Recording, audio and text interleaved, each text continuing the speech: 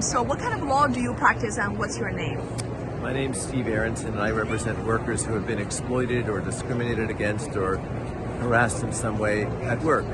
Oh, so do you sometimes represent people who are being sued or suing Paul Hastings' client? Well, Paul Hastings has a well-known and well-respected department in employment law, and there are times when my cases will cause me to be at the opposite side of a Paul Hastings lawyer.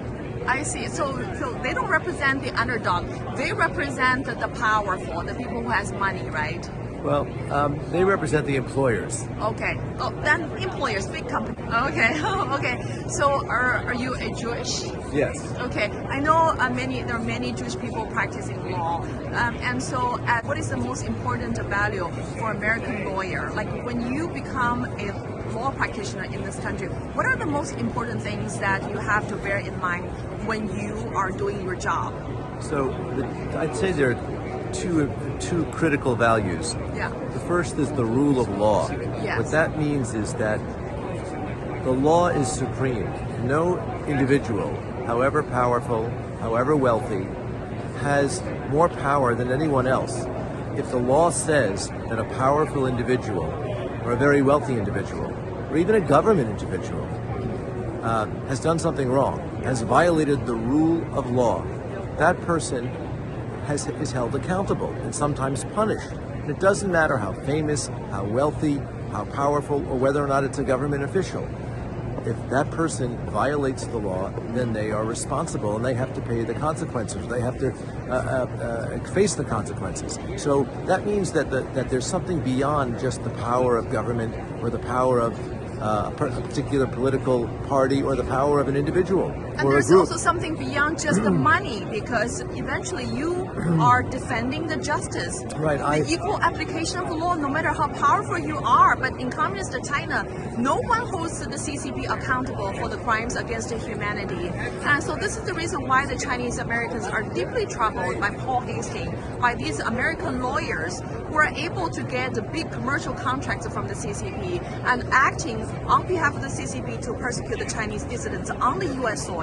Well, you know, the rule of law protects all individuals. And in one of those protections is called due process, which means everyone gets the right to be heard, the right to have a defense, the right to state their case, and notice of what the accusations are. And that applies both to the weak and the undocumented and the new citizen, but it also applies to the strong and to the rich and to those who are citizens. So it applies to everyone. There should be no prejudice against the weak or against the strong. Imagine this is during the World War II, and while Jews are being brutally persecuted under the Nazi regime, right. Do you think American lawyers should represent the Nazi dictatorship to persecute the Jews, to go after the Jews? Because this is exactly what we found that's happening right before our eyes, that some of America's top law firms are taking big money from the Chinese government to trying to silence the Chinese whistleblowers and trying to go after the Chinese dissidents.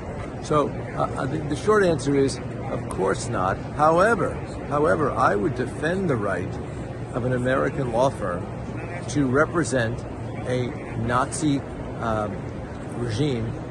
In the sense, when I say represent, I mean they can have their day in court. Of they course. Can have their right. They can be heard by a judge. Would I oppose them? With all my might. And during the World War II, the Jews, they don't have money. I mean, they don't even have a voice. And they cannot even find a lawyer. And many governments turned against them. Many governments turned against them. That's why 6 million were killed. Yeah, and this is why we're trying to prevent another 6 million or 8 million Chinese people from being killed. And this is why we are here. Well, that sounds like it's less of a legal question than a political question, meaning if people's lives are in danger. Yeah, right? Our lives are at danger. How so? In communist China, if they wear a t-shirt saying, I'm a Chinese whistleblower, they will be immediately silenced and jailed and tortured and disappeared and tortured to death. That happens every day. Right, well then sanctions have to be brought against China. Exactly, and America has not sanctioned those Chinese government officials. And it seems like the Congress people and the people in government in the United States should be contacted. right? But listen, I think it's wonderful that you're bringing this to the public awareness. I do think that every lawyer has the system is designed to allow everyone, even murderers in this country, get a defense. Yes. Right? Yeah. So the lawyers have the right to do that, but you also have the right to protest and to bring pressure and influence on them to rethink their decision. Absolutely, and this is the reason we are here.